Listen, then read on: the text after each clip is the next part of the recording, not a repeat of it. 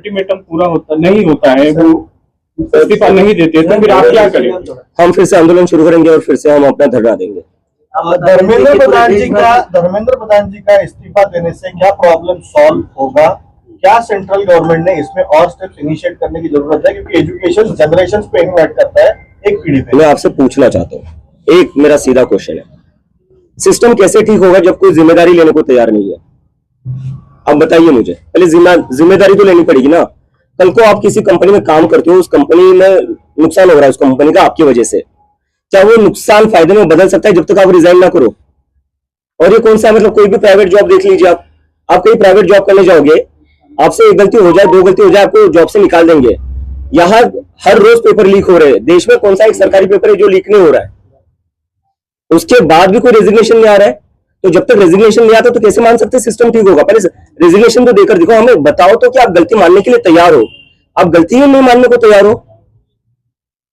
आपण भाजपचे जे धर्मेंद्र प्रधान आहे, तर त्यांचे जे सेक्रेटरी, आपण त्यांना पण धारेवरती धरणार का? कारण की जर बघायला गेलं तर मंत्री जर 5 वर्षाला बदलत राहतात, पण सेक्रेटरी फिक्स असतो, प्लॅन पण नाही का एक्झिक्युटिव्ह सेक्रेटरी थ्रू होतो, तर आपण त्यांना पण धरलं पाहिजे। छोट्या माशांना पकडून काय अर्थ आहे? आपको हर तरफ से वरती कोण बसले, त्यांना ऑर्डर कोण देते? आता मी त्याच्यावरच बोलतोय, एक ऍक्शन घेतले सरकारने यावर, जे सीबीएसई नीट मध्ये झालेले, काय केलेले? ट्रान्सफर केले ऑफिसर्सचे, सस्पेन्शन पण नाही, नुसतं ट्रान्सफर केलेले आहे।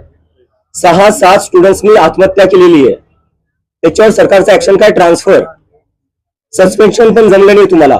म्हणजे या देशात जे स्टुडंट्स आहेत त्यांच्या लाईफची व्हॅल्यू एवढी कमी आहे की तुम्ही सस्पेंड नाही करू शकत अधिकाऱ्यांना। आम्ही तर राजीनामा म्हणतोय, राजीनाम्याशिवाय कमी काही मंजूरच नाहीये। तुम्ही नुसतं ट्रान्सफर केले, काय लायकी ठेवली त्या स्टुडंट्सनी ज्यांनी आत्महत्या केली आहे? काय वाटत असेल आज त्यांच्या आई वडिलांना हे सगळं पाहून?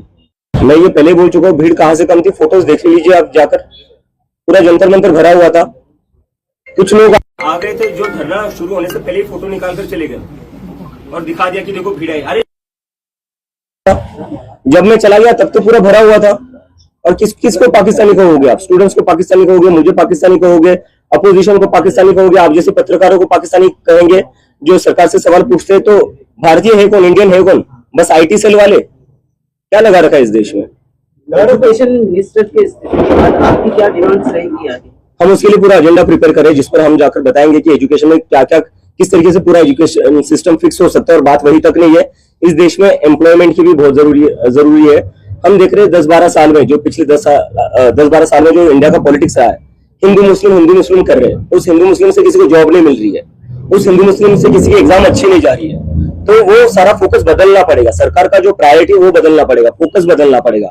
जब एम्प्लॉयमेंट की बात होगी, जब एजुकेशन की बात होगी, तब कहाँ जाकर देश सच में प्रोग्रेस कर सकता है।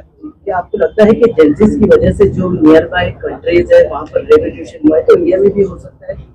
नियर बाय कंट्री से मैं कंपेयर नहीं करना चाहूंगा, क्योंकि मैं देख रहा हूँ कि एक इकोसिस्टम है, सरकार का है, एक नैरेटिव चल रहा है जो बार बार बांग्लादेश में जो हुआ, नेपाल में जो हुआ, उससे हमें कंपेयर करके बोले जा रहे हैं कि ये लोग देश में तबाही मचाना चाहते। कल देख लिया, कल जंतर मंतर को पूरा भरा हुआ था, इतनी भीड़ थी, कहीं पर भी कुछ नहीं हुआ, एकदम शांतिपूर्ण तरीके से प्रदर्शन हुआ। कल हमने दिखा दिया है कि ये प्रदर्शन हम शांतिपूर्ण तरीके से ही करेंगे और करके दिखाया है हमने, और आगे जाकर इससे भी बड़ा प्रदर्शन होगा जो पूरा शांतिपूर्ण होगा। संभाजीनगर में भी आंदोलन होगा? बिल्कुल होगा, मैं जल्दी तय करूंगा उसका। राजनीतिक पार्टी के लोगों से, बड़े नेताओं से कोई बातचीत हुई है इस बारे में? बिल्कुल नहीं, किसी से मिलने बिल्कुल नहीं, कोई आपसे मिलने वाला? मैं सीधा अपने घर पर आया हूँ। एयरपोर्ट से मैं गया जंतर मंतर से मैं गया एयरपोर्ट, मुंबई लैंड हुआ, सुबह यहाँ पहुंचा, सुबह बाय रोड में यहाँ पहुंचा। अगर कोई इच्छा व्यक्त करता है आपसे मिलने की या आगे बात करने की तो? नहीं, ये जैसे ही मैंने पहले बताया, ये पूरा मूवमेंट जो है वो युवाओं का मूवमेंट है, इट्स फॉर द जेन जी, और उन लोगों का सभी पार्टियों से भरोसा उठ चुका है। तो जिन लोगों को हमें समर्थन मिला है वो बाहर से समर्थन दे सकते हैं, लेकिन हम खुद किसी से भी एसोसिएटेड नहीं होंगे, ये मैं बात क्लियर कर देता हूँ। महाराष्ट्र से मुख्यमंत्री